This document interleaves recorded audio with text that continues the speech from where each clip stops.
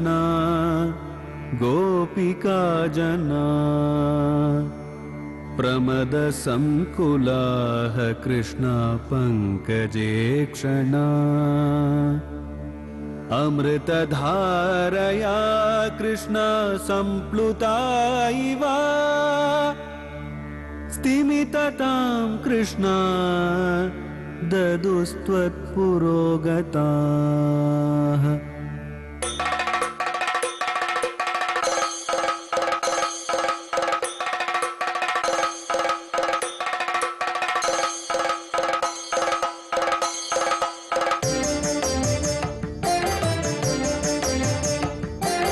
குருவாயூரப்பனா கோகுலத்து மன்னனா குழந்தையாக கோலம் தரும் மாமாய வண்ணனாம் நாராயணீயமெனும் நல்விருந்தின் நாதனாம் நாமரசத்தேன் இனிமை கூட்டுகின்ற ஆயனாம் நாராயணா ஸ்ரீமன் நாராயணா ஹரிநாராயணா ஸ்ரீமன் நாராயணா நாராயணா ஸ்ரீமன் நாராயணா நாராயண பட்டதிரி உருகும் பரமனாம் நலம் தரும் நாராயணீயம் அருள் வழங்குமே தினம் நம்மை காக்குமே யாச்சத்யேவம் யதி ச பகவான் பூர்ண காமோஸ்மி சோகோ தாஸ்யம் ஏவ ஸ்திரமிதி வதன்னே காவ்ய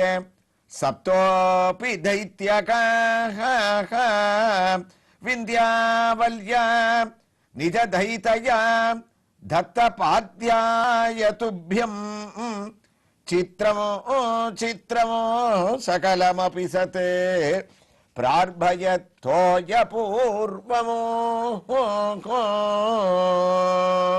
நாராயணியத்தினுடைய 31வது தசகத்துல நாராயண பட்டத்திரி எம்பெருமான் வாமனனாக அவதாரம் பண்ணி மகாபலி சக்கரவர்த்தியினிடத்துல தேவதைகளுக்காக 3 அடி மண்ணை யாச்சகமா கேட்டுண்டு மகாபலியும் தன்னுடைய குருவான சுக்கராச்சாரியார் கொடுக்க வேண்டாம் வந்திருக்கவன் பகவான்னு சொல்லி கூட கையில தீர்த்த பாத்திரத்தை எடுக்கிறான். அந்த சமயத்துல பரம சந்தோஷமாக நாம பகவானுக்கு தானம் பண்ணலாம்னு சொல்லக்கூடிய சமயத்துல வண்டு ரூபமாக சுக்கராச்சாரியார் அடைக்க அவரையும் சுக்கிரன் கண்ணை துரும்பால் கிளறிய சக்கர கையன்னு தான் பகவான் அந்த பாத்திரத்தினுடைய ஓட்டையிலேந்து ஒத்த கண்ணு போய் சுக்கராச்சாரியார் தான் கீழே விழும்படியாக பண்ணி தானத்தை தடுக்கிறவா யாரும் இல்லை அப்படின்ற ஒரு சூழ்நிலை வந்த போது பாத்திரத்தை கையில எடுத்துட்டான். அப்ப அவனுடைய மனைவியான விந்தியாவலி ஓடி வந்து இத்தனை ஐஸ்வர்யத்தையும் நீங்க தானம் பண்ணி கூட பலன் அடைய போறது இல்லையே, அதனால இந்த தானத்தை இப்ப பண்ண வேண்டாம், நான் சொல்லும் போது பண்ணலாம்னு பாத்திரத்தை பிடுங்கிக்கிறார். நாராயண பட்டத்திரி ஆச்சரியமா அனுபவிக்கிறார். அப்ப மகாபலிக்கு, அம்மா நான் உன்னை என்னுடைய தர்ம பத்னி நினைச்சனே, உனக்கு கூடவா இந்த ஐஸ்வர்யத்துல ஆசை விடல, நீ கூடவா இதை தடுக்கிற, யார் வந்து தானத்தை வாங்க வந்திருக்கான் தெரியுமா, ஒண்ணு நீ தெரிஞ்சுக்கோ, இந்த கை இருக்க நம்ம எதிர கையேந்து நிற்கக்கூடிய கை இருக்க சாமான்யமான கை இல்ல விந்தியாவலி, உலகத்தை எல்லாம் படைக்கக்கூடிய ஒரு கை. யார் யார் வந்து தன்னை சரணாகதி பண்றாளோ அத்தனை பேரையும் ஒரு புறம் அபயகஸ்தமாகவோ மற்றொரு புறம் வரதகஸ்தமாகவோ இல்ல கையில கம்பீரமாக கதையை தாங்கிட்டு இருக்கக்கூடிய கதாகஸ்தமாகவோ இடுப்புல கைய வளைச்சின்ற கடிகஸ்தமாகவோ சங்கு சக்கரங்களை திருத்தோள்ல தாங்கி இருக்கக்கூடிய திவ்யமான திருக்கைகளாகவோ இருக்கக்கூடிய கைகள் சங்கு சக்கரத்தை உதறிட்டு அபய வரதகஸ்த எல்லாத்தையும் விட்டுட்டு அஞ்சலிபத்தனாக கைய கூப்பிண்டு அந்த கையை என்னுடைய சரீரத்துக்கு கீழே தாழ்த்தி, அப்ப எனக்கு இந்த கையில 3 அடி மண்ணை தானம் வார்த்து கொடுன்னு கேட்கறதுன்னு சொன்னால், ஏ விந்தியாவலி, அந்த உத்தமமான திருக்கைகளுக்கு நம்ம தானம் பண்றதுக்கு எவ்வளவு புண்ணியம் பண்ணி இருக்கணும். 100 அஸ்வமேத யாகத்தை நான் முடிக்க போறேன், அது பண்ண பலனாவே என்னமோ தெரியல, என் கை மேல இருக்கு, எல்லாருக்கும் எல்லாத்தையும் அழிக்கக்கூடிய வாமனனுடைய கை கீழே இருக்கு, அப்ப நம்ம எவ்வளவு பெருமையை அடைய போறோம். ஐஸ்வர்யம்ன்றது உலகத்துல வரும் போகும், இது கிடைக்குமா, அதனால தடுக்காதே நானா. அப்ப விந்தியாவலி சொன்னா, அதான் நாராயண பட்டத்திரி குருவாயூர்ல ஆச்சரியம் ஆச்சரியம்னு பின்னாடி இந்த ஸ்லோகத்துல ஆனந்த கண்ணீர் விட போற. அப்போ விந்தியாவளியானவள் கூறினா, பிரபோ நான் இங்க வந்தது தானத்தை தடுக்கிறதுக்காக இல்ல, ஒரே ஒரு விஷயத்தை உங்களுக்கு சொல்றதுக்காக வந்தேன். என்ன தெரியுமா? நீங்க உங்களுடைய குருவை மீறிண்டு தானம் பண்ணா கூட தானத்தினுடைய பலனை நீங்க அடையாம பண்றீங்களேன்னு உபதேசம் பண்ண வந்தேன். ஒரு மனைவிக்கு தன் கணவன் வழி தவறி போகக்கூடிய சமயத்துல அவனுக்கு குருவாக இருக்கக்கூடிய ஒரு பெருமை இருக்கு. ஒரு தானம் பண்றவன் தானம் பண்றான்னு சொன்னால் அப்ப அவன் தான பலன் எப்ப அடையறான்? அவன் கிரகஸ்தனாக இருந்தால், அதாவது கல்யாணமானவனாக இருந்தால், அவன் தன்னுடைய மனைவியை கூட்டு தன்னுடைய வலது பக்கத்துல நிக்க வச்சுக்கணும். அப்ப தானம் பண்றவனுடைய கைகள்ல தீர்த்தத்தை தாரை வார்க்கும் போது இவன் பாத்திரத்தை கையில வச்சுக்க கூடாது, அந்த பாத்திரத்தை மனைவி கையில கொடுக்கணும். அந்த அம்மா தன்னுடைய கையிலேந்து தன்னுடைய கணவனுடைய கையில தானம் வாங்குறவனுடைய கையில விடுவதற்காக நீரை தாரை வார்க்க, தன் மனைவி கையிலிருந்து நீரை வாங்கி தானம் வாங்குறவன் கையில அந்த தானத்தை கொடுத்தாத்தான் தானம் பண்ணக்கூடியவன் முழுமையான பலனை அடையறான். ஆனா நீங்க ஏதோ அவசரத்துல பகவானே வந்திருக்கான், இவாவா தடுத்துட்டு இருக்கா, நாம இந்த தானத்தை பண்ணணும்னு அவசரப்பட்டு என்ன கூப்பிடாமையே நீங்க பாட்டுக்கு தானத்தை பண்ணால் அந்த பலன் உங்களுக்கு அடைய போறது இல்லையே. அதனால தான் எந்த ஒரு தானமாக இருந்தாலும், யாகமாக இருந்தாலும், ஹோமமாக இருந்தாலும் கிரகஸ்தன் தன்னுடைய மனைவியை கூட்டு பக்கத்துல நிக்க வச்சுக்கணுமா, அவ கூட இருந்து அந்த தானத்துல பங்கேற்கணும். பூஜை பண்ற சமயத்துல கூட மனைவியே தன்னுடைய கணவனுக்கு பூஜைக்குண்டான உதவிகள் எல்லாம் பண்ணணும்னு சொன்னா இந்த அம்மா பூஜை பண்ண வேண்டிய அவசியமே இல்லை, உதவி பண்ணாலே போறோம். அப்ப தர்மசாஸ்திரம் சொல்றது, இவன் பண்ணக்கூடிய பூஜையில யார் கணவன் பண்ணக்கூடிய பூஜையில மனைவி உதவி பண்ணதுனாலேயே பாதி புண்ணியம் அவளுக்கு தானாகவே போய் சேர்ந்துடுறதா. அதத்தான் இங்க வித்யாவளி சொன்ன. அதனால பாத்திரத்தை கொடுங்க.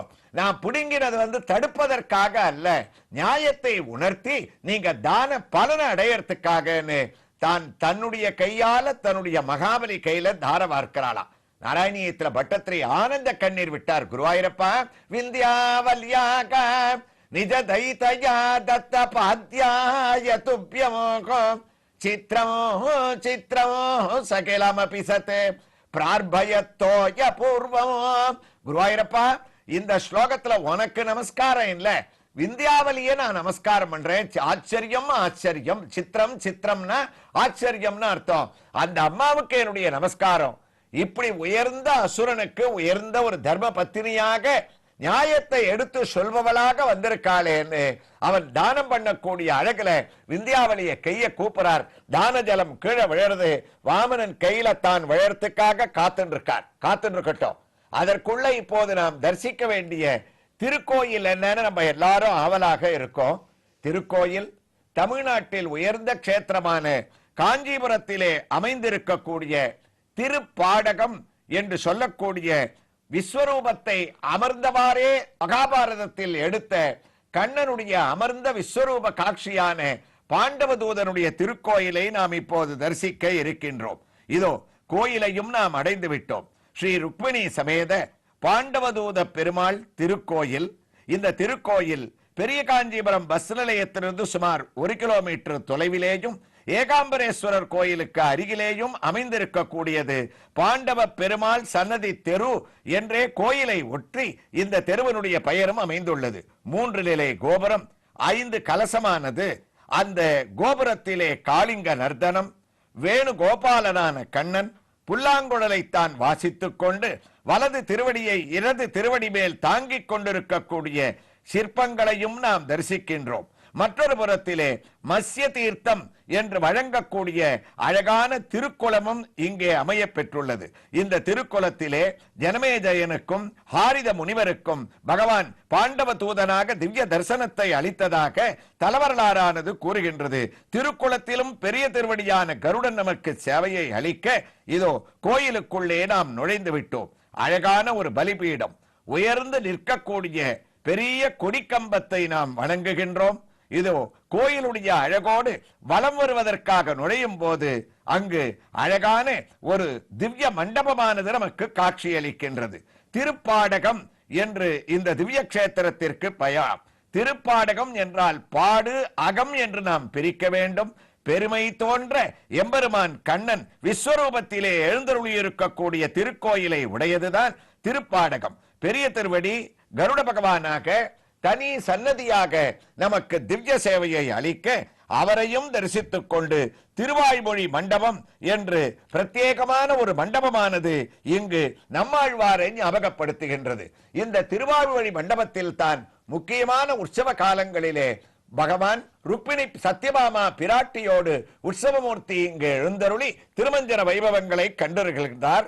நன்றிருந்து யோகநீதி நன்னுவார்கள் சிந்தையுள் சென்றிருந்து தீவினைகள் தீர்த்த தேவ தேவனே என்று எம்பெருமானை நாம் ஆழ்வாருடைய ஒரு வைபவத்தோடு தியானித்துக் கொண்டே இங்கு சக்கரத்தாழ்வார் தனி சன்னதியாக அமைந்திருக்கின்றார். அவரை படமெடுப்பதற்கு நமக்கு அனுமதி இல்லாவிட்டாலும் இங்கு நுழைவாயிலே சன்னதிக்கு முன் தான் சுதை வடிவத்திலே நின்ற திருக்கோலத்திலே அவர் சேவை தருவதும் அதற்கு பின்னால் யோக நரசிம்மரும் இங்கு காட்சியளிக்க சக்கரத்தாழ்வாரோடு இந்த திருக்கோயிலை நாம் வலம் வந்து கொண்டிருக்கக்கூடிய சூழ்நிலையிலேயே குருவாயூருக்கு நாராயண பட்டத்ரி எவ்வாறு விந்தியாவலி தான் மகாபலி மூலமாக அந்த தானத்தை அளிக்கின்றாள் என்பதை சிரவணம் செய்யவும் திரும்பிவிட்டோம். அவரும் அந்த விந்தியாவலி அளித்த அழகை சித்திரம் சித்திரம் சகலமபிசத் பிரார்பய தோயபூர்வம் எம்பெருமானுடைய அந்த உத்தமமான திருக்கைகள்ல அந்த ஜலம் விளையறதுக்காக அப்படி காத்துட்டு இருக்காராம். விந்தியாவலி மகாபலியனுடைய கையில விட்டாச்சு. மகாபலி கையிலேந்து அப்படியே விந்தியாவலியனுடைய கையில கீழே இறங்கிறது. ஆச்சரியமாக மகான்கள்லாம் அனுபவிக்கிறார். செவ்வை சூடுவார். அது விழற அழக அந்த ஜலம் விந்தியாவலி கையிலேந்து மகாபலி, மகாபலி கையிலேந்து வாமனன்னு எப்படி கீழே இறங்குறதுன்னார். விந்தியாவளி என்று விளம்பு பேர் வந்தவோர் மனையால் புனல் வார்த்திட சந்தனான் மலர்த்தாலி நிற்பெய்து கந்தமாமலர் கையினோ பெய்தனர். அந்த அளவிற்கு விந்தியாவளி அந்த தர்மத்தை உபதேசம் பண்ணி அந்த தீர்த்தத்தை விட்டதனால தான் நாராயண பட்டத்திரியும் கொண்டாடுறார். குருவாயூரப்பா, எனக்கு ஒரு விஷயம் புரிஞ்சு போயிடுத்து இந்த ஸ்லோகத்துல. உலகத்துல சாதாரணமாக நீ ஒருத்தருக்கு சேர்த்து வைக்கக்கூடிய சமயத்துல ஒரு கல்யாணத்தை முடிச்சு வைக்கிறேன்னு சொன்னால் தம்பதிகளுக்குள்ள நீ எப்படி தெரியுமா பார்த்து பார்த்து சேர்த்து வைப்பேன். கணவனுக்கு மனசு இருந்தா மனைவிக்கு மனசு இருக்காது. இவர் கோயிலாகவே போயிருந்தா இந்த அம்மா கோயிலுக்கே வரமாட்டா. மனைவி கோயில் பூஜைன்னு இருந்தா கணவனால வர முடியாத ஒரு சூழ்நிலை இருக்கும். அவர் பேர்ல தப்பு இல்லை குருவாயிருப்பா, நீ பார்த்து பார்த்து அப்படி சேர்த்து வைப்ப. ஆனா எப்பவாவது நீ பார்க்கடல்ல கண்ணயர்ந்து யோக நித்ரை பண்ற சமயத்துல சில தம்பதிகள் ரெண்டு பேரும் தர்மம் ஒத்து சேர்றது வழக்கம். அப்படி நினைக்கிறேன். இந்த மகாபலியும் விந்தியாவலியும் கல்யாணம் பண்ணிட்ட சமயம் உன்னுடைய செயலையும் மீறி நடந்திருக்கணும். இல்லைன்னா ரெண்டு பேருக்கு இப்படி தர்ம சிந்தனை இருக்காதே. அதனால இந்த ஸ்லோகத்துல ஒன்னை விட நான் அவரை புகழறது நிஜ தைதயா தத்த பாத்யாய துப்யமோகம் சித்திரமோ சித்திரமோ சகலம் அபிசத்தே பிரார்பயத்தோய பூர்வமோ அப்படின்னு புகழ்ந்து இருக்கார். குருவாயூரப்பன் காதலியே வாங்கிக்கலையா, அவருக்கு அவசரம். எப்ப அந்த ஜலம் கையில விழும், எப்ப வளரலாம்னு பார்த்துட்டு இருக்கார். பட்டத்திரிக்கு புரிஞ்சுடுத்து தான ஜலம் விழுந்த உடனே சுவாமி என்ன பண்ணார்னு இந்த ஸ்லோகத்துல தொடருகிறார். எவ்வாறு தொடருகிறார் என்ற ஒரு வைபவங்களை எல்லாம் காஞ்சிபுரத்திலே எழுந்தருளி இருக்கக்கூடிய பாண்டவதூதர் திருக்கோயிலிலே ருக்மிணி தாயாருடைய திவ்ய தரிசனத்தோடு நாராயணியத்தின் அடுத்த பகுதியிலே தொடர்ந்து கேட்கலாம். ஸ்ரீ கிருஷ்ணாய துப்யம் நமகா. நாராயணா ஸ்ரீமன்னா